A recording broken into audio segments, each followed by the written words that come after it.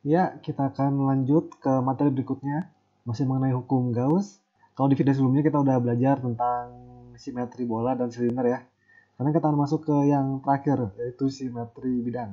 Bagaimana menerapkan hukum Gauss dalam simetri bidang? Lalu pertanyaannya adalah, benda apa saja yang punya simetri bidang?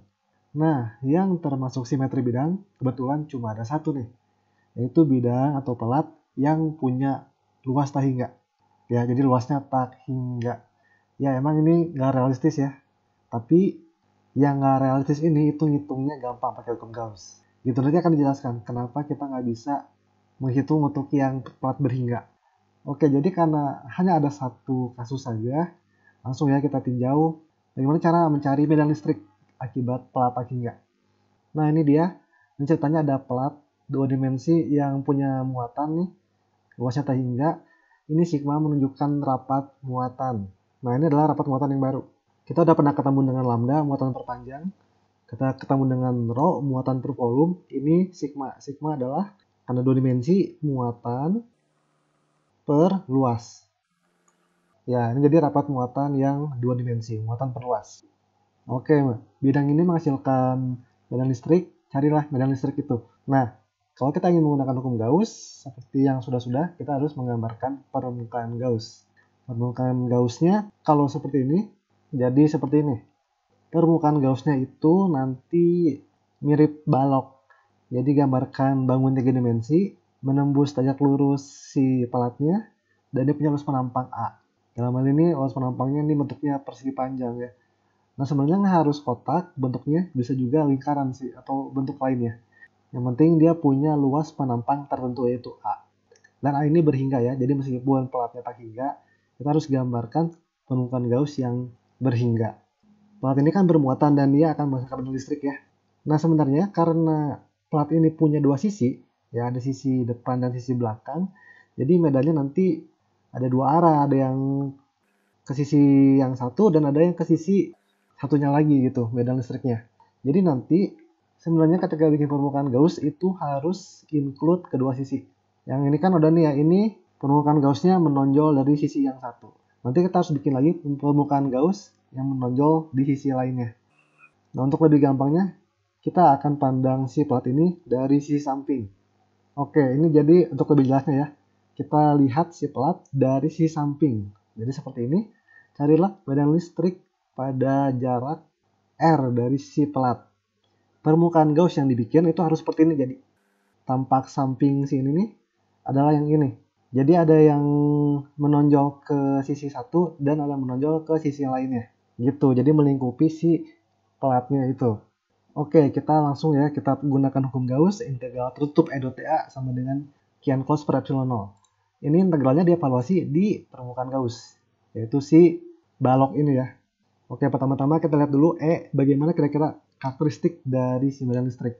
Oke, ini bisa dibayangkan karena ini bidang tak hingga, nya nanti kira-kira akan simetris seperti ini.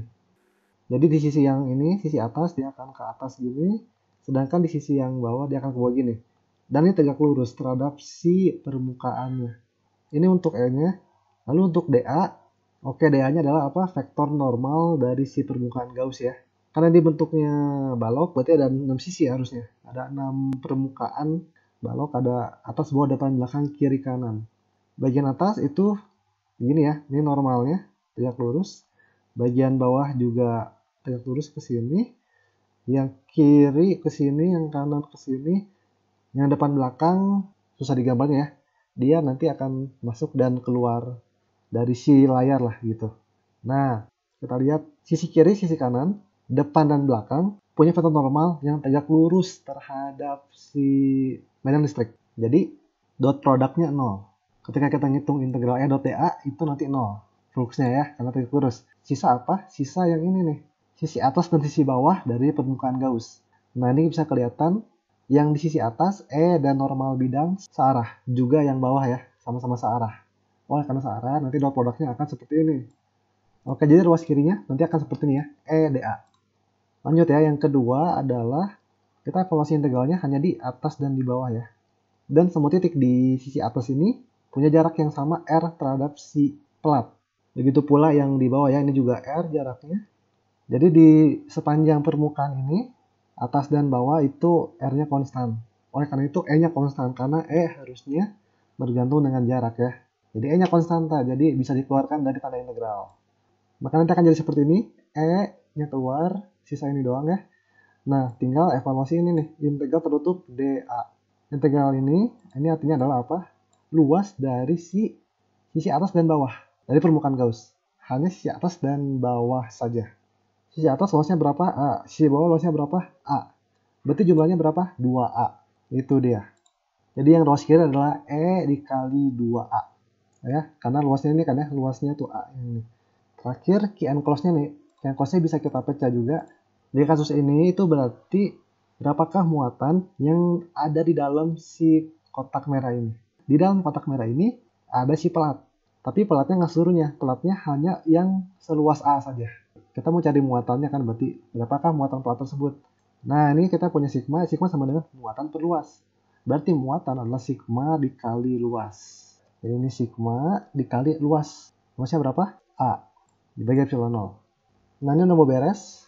A-nya bisa kecoret kan? A yang ini bisa kecoret. 2-nya pindah ke kanan, maka nanti jadi seperti ini perumusannya. E sama dengan sigma per 2 epsilon 0. Dan dia punya arah tegak lurus ya. Ada yang ke atas, ada yang ke bawah. Nah, yang menarik adalah ini E-nya tidak punya variabel R. Artinya apa? Untuk pelatak hingga, medan listrik yang dihasilkan itu tidak bergantung jarak. Mau di titik ini, titik ini, E-nya sama nilainya segini. Seragam jadi dia. Nah, akhirnya kita menemukan kasus di mana E-nya seragam. Makin jauh dari pelat, nggak makin kecil medan listriknya. Gitu. Sip. Lalu kita coba lihat juga, kenapa sih harus tak hingga? Kenapa nggak boleh yang berhingga? Karena gini, andaikan ini ya pelat ini ya. Pelat ini andaikan ini berhingga nih. Kalau berhingga, maka ada tepinya kan ya. Di ujung-ujung pelat, di tepi pelat, itu nanti medan listriknya itu akan miring. Kayak gini nih. Ini namanya efek tepi. Dan kalau miring nanti hukum Gauss nggak akan segampang ini nanti digunakannya. Akan lebih sulit. Nah, kalau pelatnya tak hingga, kan nggak ada tepinya. Nggak ada medan yang miring. Semua medannya tegak lurus pada si bidang. Gitu alasannya ya. Oke, kita masuk ke contoh nih ya, contoh kasus. Nah, ini adalah kasus yang sering dijumpai. Nanti akan banyak muncul dua pelat sejajar. Pelatnya punya rapat muatan yang sama. Sigma, tapi tandanya beda. Ini plus sigma, ini minus sigma. Carilah medan di tiap daerah ya. Ada 3 daerah nih kira-kira di sebelah kiri sini, di tengah-tengah mereka, dan di sebelah kanan. Kita namakan ya, ini namakan pelat 1, ini pelat 2 untuk kemudahan. Carilah medan listrik di daerah sebelah kiri. Nah, oke. Kita tahu dari plus sigma akan keluar medan listrik kayak gini ya, tegak lurus bidang keluar di kedua sisinya. Kalau yang minus sigma kebalikan, itu nanti medannya masuk ya, karena minus muatannya. Nah, di titik ini akan ada 2 medan kan, dari pelat 1 dan pelat 2. Dari pelat 1 arahnya kemana? Ke kiri. Ya, karena keluar ya 1. Dari pelat 2 arahnya kemana? Ke kanan. Kan masuk ya, masuk ke dalam si pelatnya, ini E2. Sekarang di tengah-tengah. Kalau di tengah-tengah, di antara mereka, ini yang dari pelat 1 medannya ke kanan, yang dari pelat 2 medannya ke kanan juga ya. Sekarang yang di sebelah ini nih, sebelah kanan, medan dari pelat 1 arahnya kemana? Kanan ya, keluar. Dari pelat 2 kemana arahnya? Masuk ke arah si pelatnya, jadi ke sini. Ini E2. Oke. Sekarang kita resultankan. Di kiri pelat 1 itu E-nya berarti kita kanan ini faktor ya, ke kiri minus ke kanan plus, minus E1 plus E2. Dan baik E1 dan E2 itu sama-sama punya sigma per 2 epsilon 0, si medan listriknya. Jadi ya udah, begini kan berarti E1-nya sigma per 2 epsilon 0, E2-nya sigma per 2 epsilon 0. Kalau jumlahin jadi berapa? 0.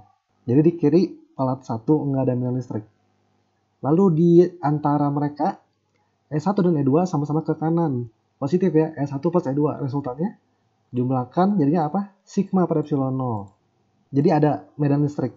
Dan ini penyebutnya nggak pakai 2 ya. Itu di antara pelat. Terakhir, di kanan pelat 2 itu E1 ke kanan, E2 ke kiri. Jadi E1 min E2 resultannya.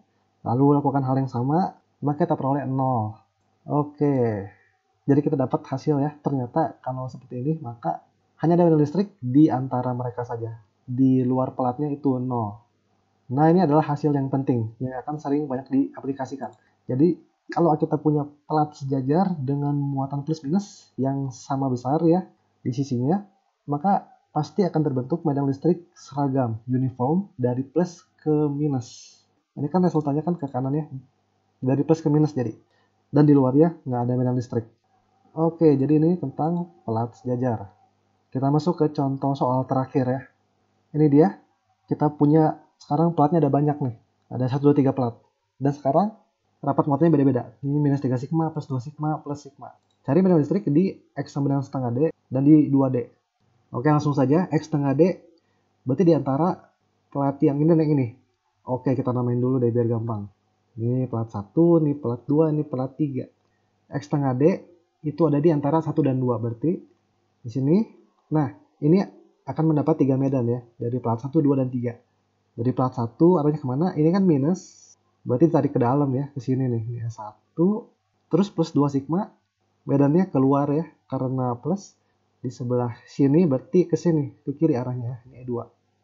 Terakhir adalah dari plat 3, ini plus, jadi di sebelah kirinya akan ke kiri juga. Gitu. Jadi penting banget ya, kalian harus bisa tahu ini dari plat ini ke kiri atau ke kanan gitu. Kalau yang X sama dengan 2D berarti di antara 2 dan 3 ya. Karena ini kan X sama dengan 0. 2D berarti di sini nih kira-kira. Di sini. Oke. Sama ada 3 medan. Dari E1 kemana arahnya? Plat 1 negatif. Jadi akan masuk ke platnya. Berarti ke kiri. Lalu E2. Dari plat 2 ini ke kanan ya. Karena ini positif platnya. Adanya keluar. Jadi ini ke kanan dari E2. Dari E3 juga ini keluar, dari plat ini keluar ke kiri. Gitu ya. Oke, untuk X sama dengan setengah D, berarti kita akan dapat, oke semuanya ke kiri ya. Jadi ini min E1, min E2, min E3, itu resultannya. Lalu bongkar masing-masing E1 3 sigma per 2 epsilon 0. Pakai rumus ini ya. Cuma diganti sigmanya dengan angka yang sesuai. Yang E2 2 sigma, yang E3 sigma. Oke, ini tinggal dihitung. Dapatnya berapa? Dapatnya nanti minus 3 sigma per epsilon 0. Sip, sekarang yang X sama dengan 2D. Ini berarti minus E1 ke kiri, E2 ke kanan plus minus E3 ke kiri. Lalu seperti biasa, masukkan sigmanya. Nanti kita akan peroleh minus sigma per epsilon 0. Sip, ini mereka dua-duanya minus, artinya apa? Di dua titik ini medannya resultannya ke arah kiri semua. Itu. Oke, jadi sekian untuk pembahasan hukum Gauss untuk simetri bidang. Semoga ini sangat berguna untuk pemahaman kalian. Sampai jumpa di video berikutnya. Terima kasih.